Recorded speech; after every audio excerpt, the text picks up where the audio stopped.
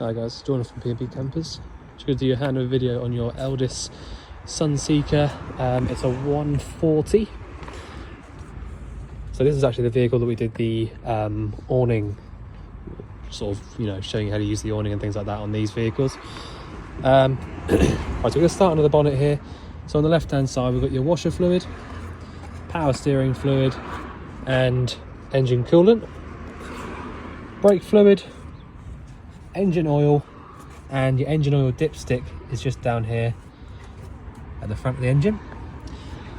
You've got your Explorer Group chassis plate here telling you that the vehicle weighs, or has gross weight of 3,300. Fiat 249, that's the paint colour, so that's the white paint code for Fiat. This is the colour that the whole thing's painted in. Your engine battery on this particular age of vehicle sits under the floor in front of the passenger seat inside. So the positive terminal is this one just here under this cap, and the negative is this one here at the front. So that's for jump starting the vehicle. That's about it for under the bonnet really. Inside the passenger door, the near side door, you've got this bonnet release lever just here. And your fuel filling point, obviously being diesel, is this one just in here. The step comes out with a switch or the little button just there, nice and freely. You've got two vents just here on the near side, so these two just here are for your fridge. I've got the fridge lit up on gas at the moment, and I can tell that by the fact that I've got warm air coming out through this top right hand side of this top vent. The awning, like I said, there is actually a video online on the YouTube channel showing you exactly how to use this specific one. Wastewater drain is this one just here. At the back we've got your bike rack and the tow bar at the bottom there as well, with the electrics to match. Onto the offside now, we've got your gas locker. So you can see there you've got space for two of these 6 kilo propane bottles. The pigtail itself is a gas low pigtail, so you've got, I think it's 20 years on these ones, but you got 2031 to replace that. Turning the bottle on is anti-clockwise around to the left, turning the bottle off clockwise around to the right. So nice and simple there. The next locker along is all to do with the electric stuff. So you've got the electric hookup, which is plugged in at the moment like that. You can, if you want to, it's quite a stiff lead, but you can actually run the cable down this little gap here and completely close the locker still. So if you were going to have the hookup plugged in for an extended period of time and you wanted to close the locker up, or if it started raining or whatever, you can close that up completely with that still plugged in. And your leisure battery is in here as well. It looks reasonably new, nice Halfords one, so you shouldn't run into any problems in regards to the leisure side of things.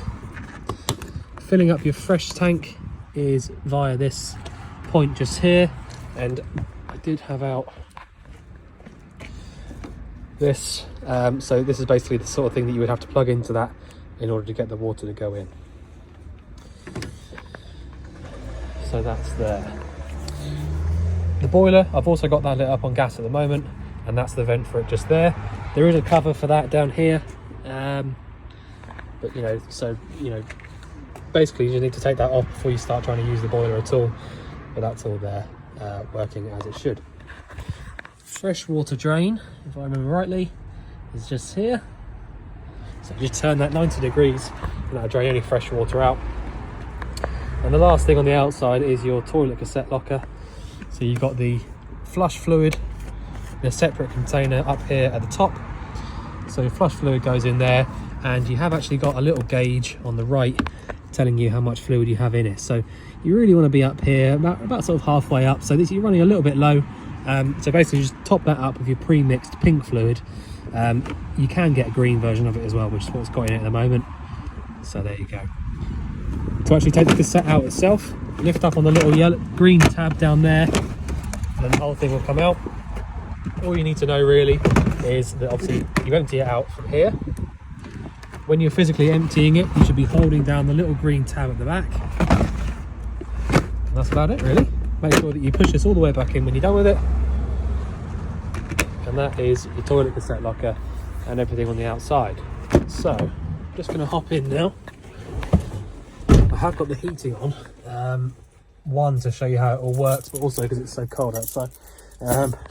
Right, so in the cab here, it's pretty straightforward. You know, being based on a sort of commercial chassis, they make everything nice and easy to use. You know, nice, chunky, strong. So you've got your electric adjusting mirrors from this dial just here. So you just choose which mirror you want to move, and then just move the sort of joystick, you know, wherever you want it to go. Electric windows. You've got steering wheel functionality in this particular model. So you've got, you know, you can change the source, you can skip tracks, things like that. You know, you can do all that sort of stuff on there. Washers and wipers are on your right hand stalk, and your lights and indicators are on the left. Your factory fitted Peugeot, I realised as well when I was under the bonnet I said Fiat colour. It is actually a Fiat colour, but the Peugeot Boxer, Fiat Ducato, they're all exactly the same vehicles, so that's why I said Fiat, just so you know, before I cause any confusion. So original Peugeot sort of dash here. This hasn't been changed for anything aftermarket or anything. Fan control, you know, all that sort of stuff. You can choose the temperature by turning this left hand dial around, and you can choose where the air goes to on this one on the right. Hazard lights, you can lock and unlock the cab from inside just here as well. That's about it really. You've got the 5-speed manual gearbox. Reverse, you have to lift up on the back of the lever just there, over and up into the top left. Right, so let's turn some lights on, shall we? Probably should have thought about doing this before I started the video, but I'll do that now. Okay, so as soon as we come in the habitation door, you'll notice just down here, it might be a little bit dark, but you've got this little button down here that says off and on next to it. So that, in all the Elddis AutoQuests or anything of that same kind of brand, they tend to have the little switch down there, which is basically a main battery isolator. So that will basically come directly from your leisure battery over on the outside, like I showed you, through to there before it goes to anything else. So when I turn that off, absolutely everything that's run via the 12-volt system will be isolated. So that means you can turn that off and completely forget about the battery and know that there's nothing going to be draining it out. So that's what that's there for. If you come into the vehicle and realise that you can't get anything to work, it might be worth having a look down there and making sure you've got that switched on. Once you've done that, you can then come in and do whatever you like, because the 12-volt power will be on and working. So over here we've got your main. So another thing to sort of point out, AutoQuests and other things like that tend not to have one specific control panel for everything. It tends to be kind of spread out like this. It's really quite normal to have it all like this. You kind of have a little control panel here. I'm not sure what the brand of these are, but these are pretty much fitted in every little AutoQuest or something like that. Really, really simple and very reliable as well. So as soon as you turn that isolator on down there, you'll notice you get a little bit of voltage coming up here showing you what voltage is in your leisure battery at all times. So at the moment, because I've got the hookup plugged in, the charger is on, and the voltage there telling me 14.5 volts, which is a really, really good, strong charging rate. Now, if I, just on that note, open this cupboard down here. So, down here we've got your sort of power supply unit. So essentially where the hookup is, underneath this seat, you can see the hookup comes in just over there and goes directly across to this box here, which is the one that I was just showing you. So the box here has some MCBs and RCDs on the right, so your trip switches, and some fuses on the left. So the fuses on the left are all via to do with the 12-volt system, and this stuff here is all to do with the hookup system, or the main system, right? So that's what all of that stuff there is for. Just thought I'd point that out. I have actually done another video. So this vehicle, a bit famous really, as you know, it's the one that I was using for a couple of different videos. So there's a video of this one for the awning, and there's also a video for how to winterize the vehicle. So if you have a look at that, you will notice it is actually this specific van, and I did show you how to do, you know, everything under this seat just here as well. If you wanted to have a look at that, it's on there as well. So as soon as you come to this little panel here, you need to choose aux on this right hand side where it is at the moment. So aux is auxiliary battery, in other words your leisure battery, the one that's down there outside. So that is the one that you want to use if you want to have the lights on, you want to have your fan on, your heater, anything at all, you need to have it on aux. If I turn that back to the middle to off and then down to vehicle, which is the one at the bottom, essentially what would happen is all the lights and everything would start coming back to life again. It would all work, but you'd be drawing power directly from your engine battery down there. So the reason that you don't want to do that is probably quite self-explanatory, but if you did that, obviously your engine battery is going to be draining out, and eventually you won't be able to start the van up. So pretty much try your best not to use vehicle ever. Leave it on aux if you want to use anything at all like the lights. Also, it means when you have it on aux, the battery that you want to have charging up via the electric hookup really is the auxiliary battery. The engine obviously charges up the engine battery and the leisure as well, because when you start the engine, your split relay sends power from the engine battery through to the leisure and the fridge, which I'll explain to you in a minute, but there you go. So choose aux, and then you'll be able to go ahead and use anything on the 12 volt. The next one over, you need to, when you press and hold on this middle one here that says water, you need to look at this bottom scale here. All right, so at the moment we're looking at the top scale, telling us the voltage in the leisure battery. So if I press and hold this middle one, we'll watch the bottom scale. There you go. So it's telling us that the water tank, the fresh tank, is full.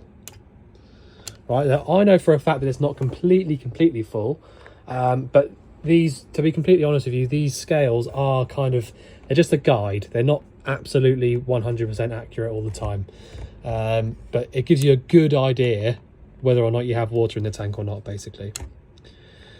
And the last one here, pump.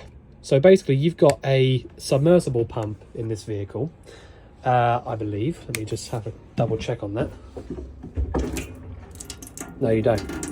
Right, so let's just get that to pressure.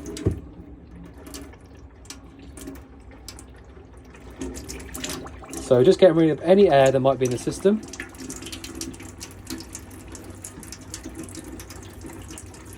There we go. So we're just coming to the air. So you see, you notice when I pulled the tap up for the first time, it was quite slow. A little bit of air came through.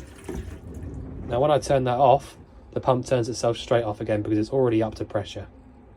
Okay. So I lied about the submersible part. I thought it was submersible, but it's not. So when you turn that pump switch on there, essentially all that does is send power to the pump. If the pump is up to pressure and the whole system is working and there's no leaks, then that pump will not come on. The pump will only come on when you lift the tap or you call for some water, or if there's some kind of air in the system or the boiler is empty. Okay, so if I turned that pump on and I heard that it was just running and running but there was no water coming out outside, it would tell me that the boiler drain is open and not closed like it is now. Okay, so where it is there now, again, there is the winterizing video online which is a bit more sort of in-depth on this, but basically that little lever there in its flat position there is closed. So any water that I send to this boiler, which I'll show you how to do now, will stay in the boiler rather than draining out onto the floor. If I lift that up, any water that's inside the boiler already and any water that gets sent to it will just drain straight out onto the floor. It's really important that you open that up during the winter months. If you're not going to be using the van, you need to drain this out. So when the van, or when you come to collect the vehicle or whatever, this boiler will be empty because it's so cold outside. I'm going to be emptying it after the video. So you need to make sure that you drain that out after any time that you know, if you're going to be leaving the vehicle during the winter months, that needs to be drained. When you come to using it again, just basically close the flap back down again where it is now, switch your pump on, like I just showed you how there, and then come over to the sink and just pull the hot water. All right, so you just pour the hot water like I'm doing now. Now there will be a little bit of air in this one as well because I've got the heat. I've actually got it on gas. Just coming up the pressure.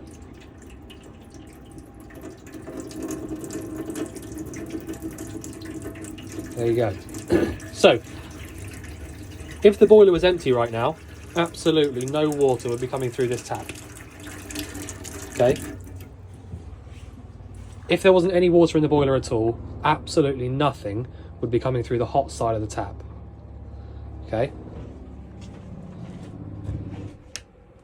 So, when it gets up to pressure, the pump turns off. That's how these pumps work.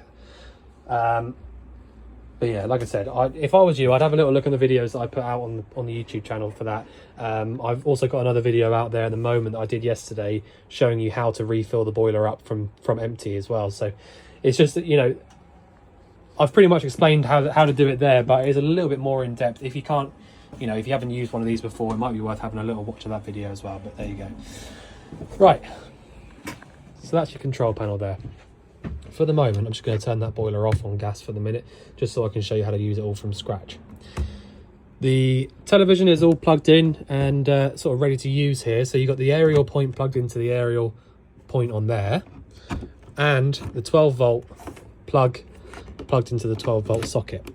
So that means that this TV basically works via 12-volt. If it was a 240-volt TV, you could plug it into this 240-volt socket here, and obviously that one will only work when your hookup's plugged in. So these bits and pieces up here may, if you haven't used one of these before, may look a little bit sort of daunting. It's really not. It's really simple. So this one just here that you just watched me switch off, this is your boiler, so your hot water only on gas. Okay, now somebody has obviously written on here, so, you know, showing you how to do it, but to be completely honest with you, it's kind of irrelevant, these, because it might confuse you. So this one here is the gas for the boiler. Okay, so if I want to light the boiler up on gas, assuming I've taken the cover off outside first, if I want to light the boiler up on gas, I turn the little dial around just once. You'll hear it light up. There you go. And then I just set the temperature to whatever I want, so 30 all the way through to 70. Now obviously bear in mind, the hotter you make the water inside the boiler, the longer you can make it last for things like showers and things like that. Okay, that's not to say, I mean, I personally don't really like sending it all the way to 70 because I think that's really quite hot for the plastic pipes that are run around the vehicle, but 50, 60 is pretty much perfect, really, I find. All right, so again, I'm going to turn that off for the minute just because I don't actually need it on. The one to the left of this, so like I said, this is the boiler. The one to the left of the one for the boiler, the one that says gas above it, the one here to the left, is how you use the boiler on electric only. Okay, so again, this will only work when your hookup's plugged in. But if I want to warm the heat the water up inside the boiler via the electric element, I turn that switch on there, and essentially the element inside the boiler there just starts heating up whatever's inside. Okay, so if I didn't want to use the gas and I did still want the hot water, if I have the hookup plugged in, I can press this button just here and get hot water within about 45 minutes or so. Okay, so these two are the boiler, electric, gas. The two at the top, the reason why I said this might confuse you a little bit, is completely separate. These two at the top are all to do with the heating system, okay, which is this pneumatic ultra heat system down there. Right, the way that you use this whole system on gas is actually directly on top of it, just there, and I'll show you that in just a minute. But if you have a hookup plugged in and you don't want to use the gas, you need to press this button on here. Pressing this button on here doesn't do anything at all apart from allow you to use this dial over here. Okay, so turning that on doesn't do anything at all until you turn this one on. Okay, but for example as well, when I turn this on, it will flicker green and it'll turn itself straight off. All right, so essentially what that's done is try to work on the electric element at the back of that, tried to work on 500 watts that I sent it to, but because this switch is off, it couldn't. All right, so switch back on. The electric hookup is plugged in, so I can use this on the mains. I can choose 500, 1000 or 2000 watts. Now, in my personal opinion, 2000 is too much because that draws about 8 or 9 amps. If you're plugged into a 10 amp pole at a campsite and you're putting it on 2000, you're going to be drawing 9 amps from that only. And if you try to do absolutely anything else on the mains, you're going to trip the power because you'd be drawing too much power. 1000 is my preferred one personally because that only draws about 4 amps. Okay, but essentially there's just an element in the back of there, it just heats up. Okay, so that's how you use your heating on electric. So that's those two up there. Turn that one off, turn that one off. Okay, so that's how you use all of that system. Well, that's why I was saying that these two might confuse you a little bit, because yes, this one's gas and yes, that one's electric, but that doesn't actually tell you what they do. It just tells you that this one's gas, that one's electric. So this one's the gas for the boiler, electric for the boiler, and then isolator for the electric heater, electric heater. Okay, hopefully that makes sense. Okay, so other bits and bobs, what else do we have? So in the wardrobe here, like I said, I will show you how to use this heater on gas in a minute. In the wardrobe, you've got your tilt and turn aerial and your TV aerial booster, which should come on when you turn the on switch on. That's just on the top left switch.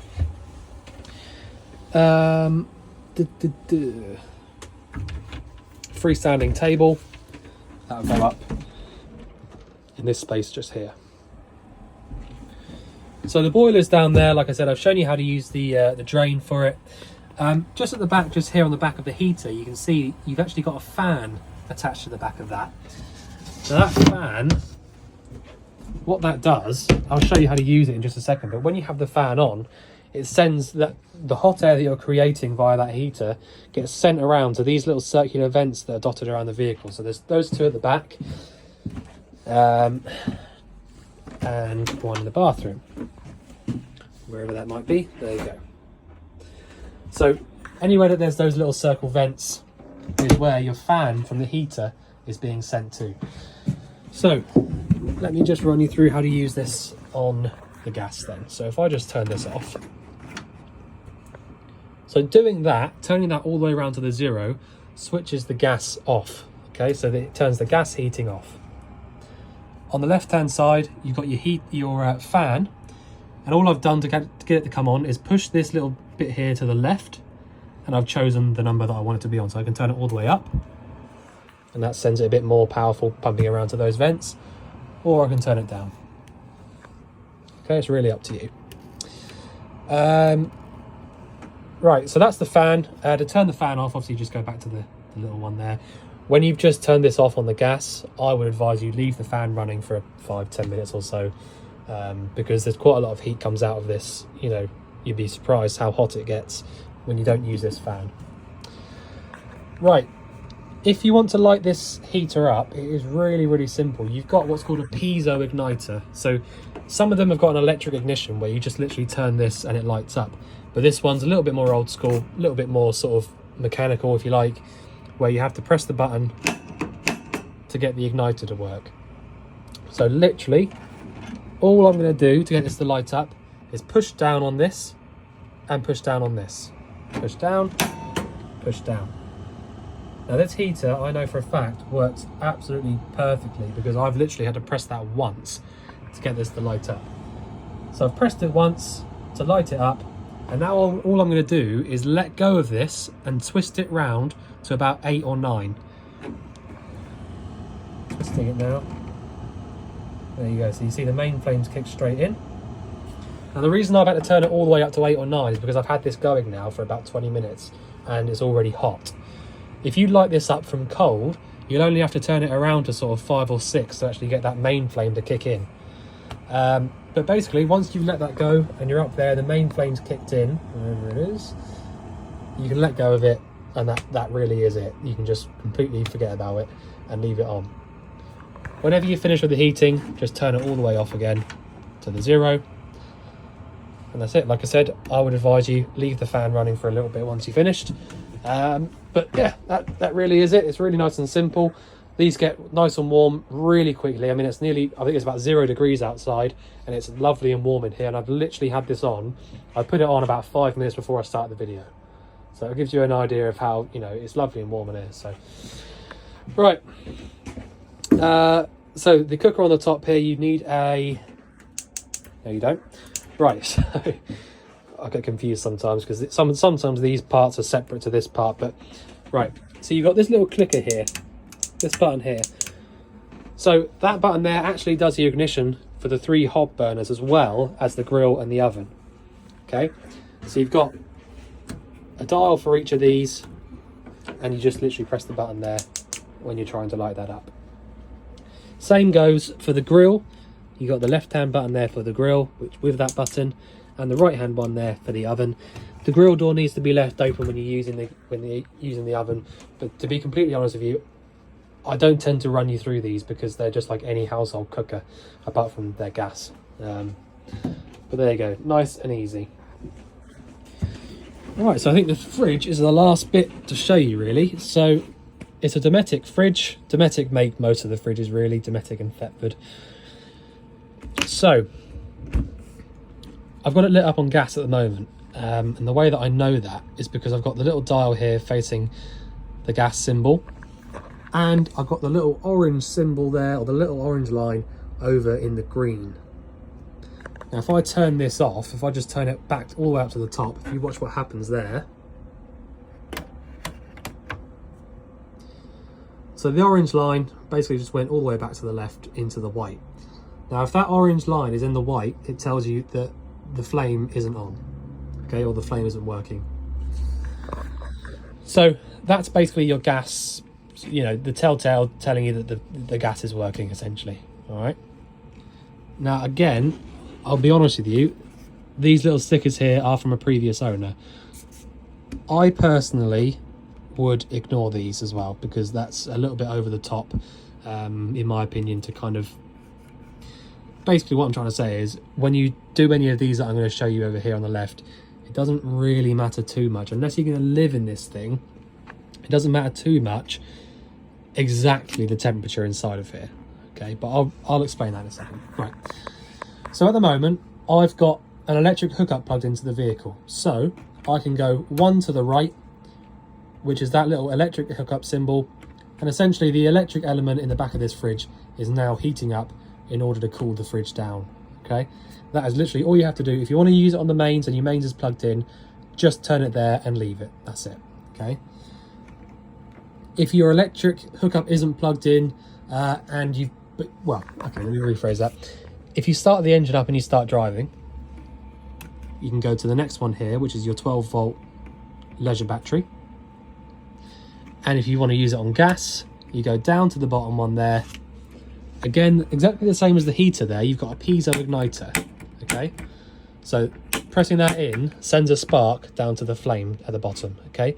So all you need to do, if you want to light it up on gas, choose the gas symbol, push in and push in on your piezo igniter and wait until that starts going up into the green.